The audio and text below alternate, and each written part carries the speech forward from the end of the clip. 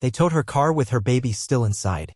A 6-month-old infant asleep in the back seat, taken not by a stranger but by her own neighborhood, all because a front tire crossed a painted line. It was the kind of morning that crept in pretending to be normal. Casey Bennett had been awake since 4:40 a.m. not because she wanted to be, but because her daughter, Lila, was going through one of those phases, fussy, rejecting bottles, and napping in frustrating, fragile bursts. Her husband, Brandon, had left for his hospital shift an hour earlier, pressing a kiss to her forehead as she lay with Lila dozing on her chest.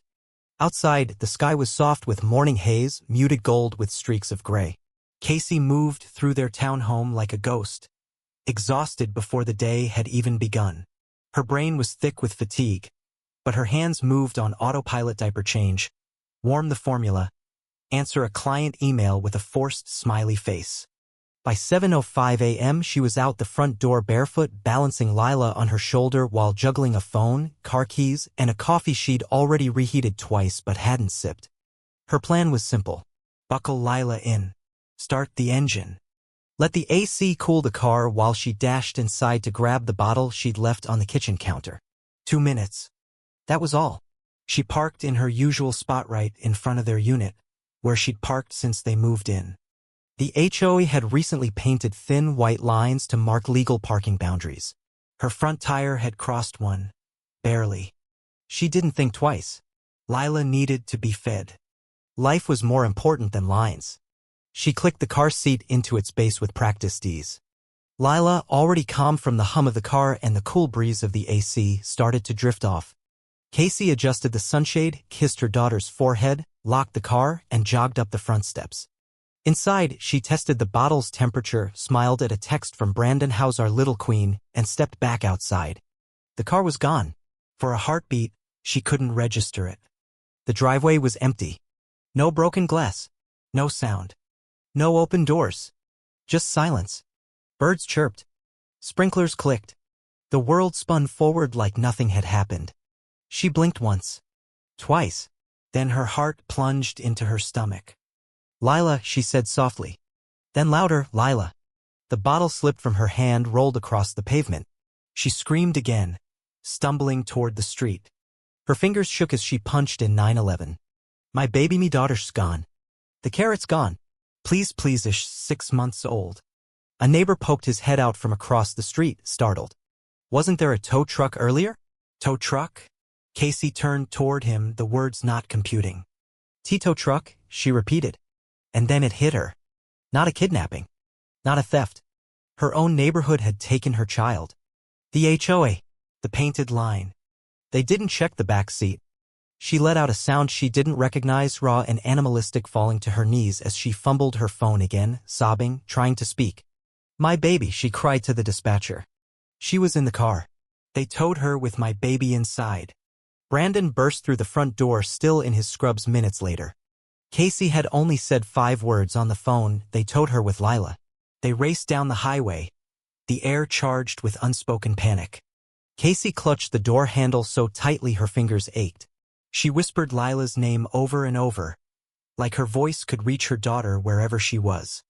They screeched into the impound lot, a chain-link hellhole baked under the mid-morning sun. A prefab office trailer sat crookedly near the entrance.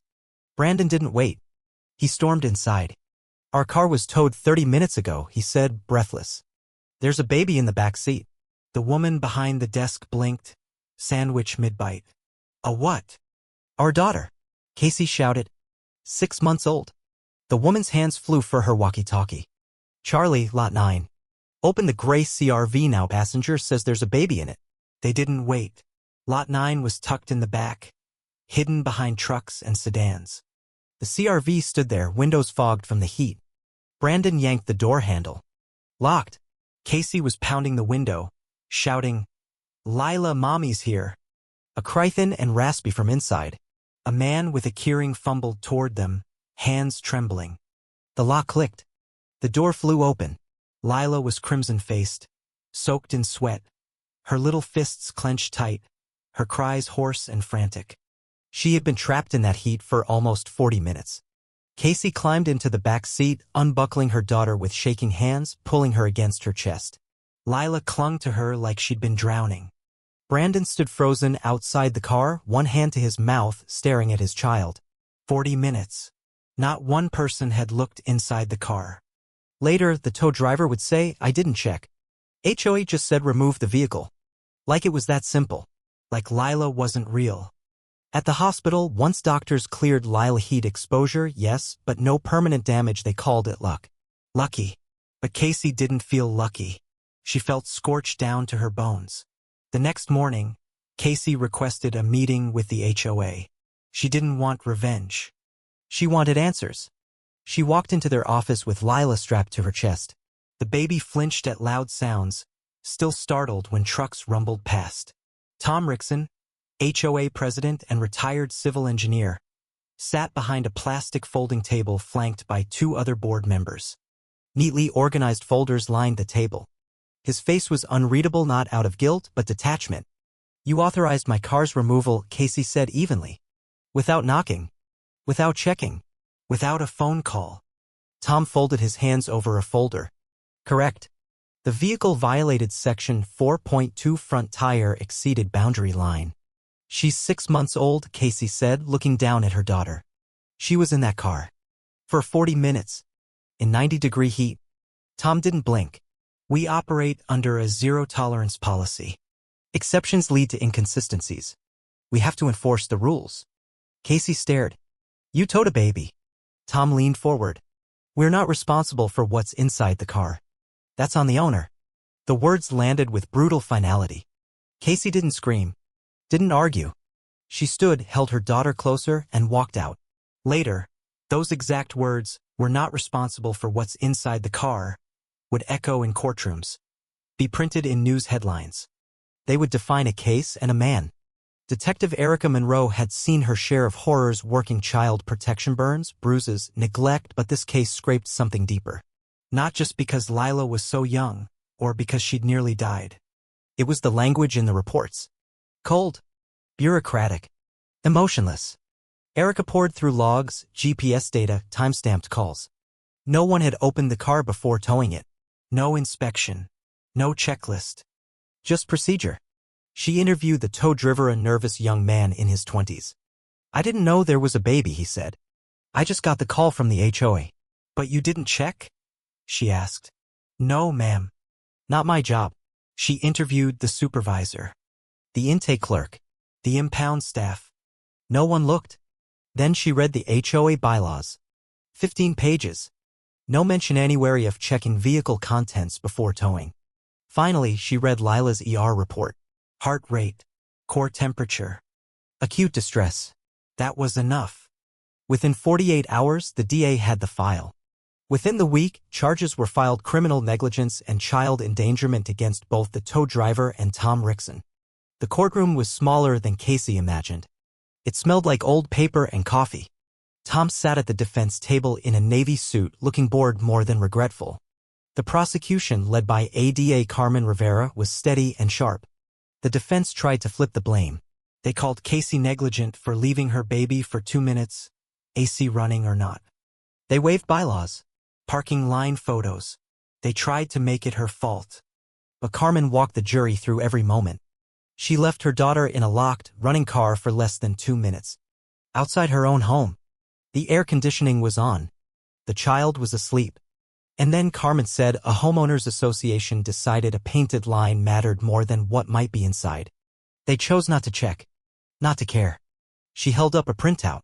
"We're not responsible for what's inside the car." Her voice never rose. But the room was silent. It took the jury less than 4 hours to convict. Tom Rickson got 6 months probation and community service. The towing company lost its contract and their license within the month. Casey didn't celebrate, but she finally exhaled. She could have moved away, sold the house, started over. But she stayed, because staying meant fighting. She started with a meeting in her living room. Folding chairs. A copy of the HOA handbook marked in red. 5 neighbors showed up. Then 15. Then 50. The stories poured in. A dad whose truck was towed with his son inside grabbing a baseball glove. A mom towed while in labor. An elderly woman threatened after filing a noise complaint. People were done being quiet. Casey organized a town hall. She told her story. Every word. Without crying. Without raising her voice. Just the truth. The room listened. Petitions followed. Emergency elections. 5 out of 7 board members voted out. Tom resigned the next morning. The zero-tolerance policy was suspended. A new phrase started showing up on signs and flyers. Community means care, not control. Months later, Casey stood where it all began on the sidewalk outside her townhome, Lila in her arms.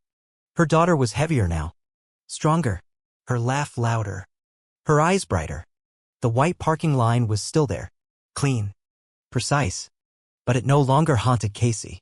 She used to stare at it, reliving those 2 minutes over and over. Now she stood tall. Because that line wasn't a symbol of failure anymore. It was a reminder of what happens when one voice refuses to stay silent. Of how change begins not with anger, but with truth. And of a mother who chose not to back down. Because no parent should ever fear that stepping outside the lines could cost them their child. And because silence never made anyone safe.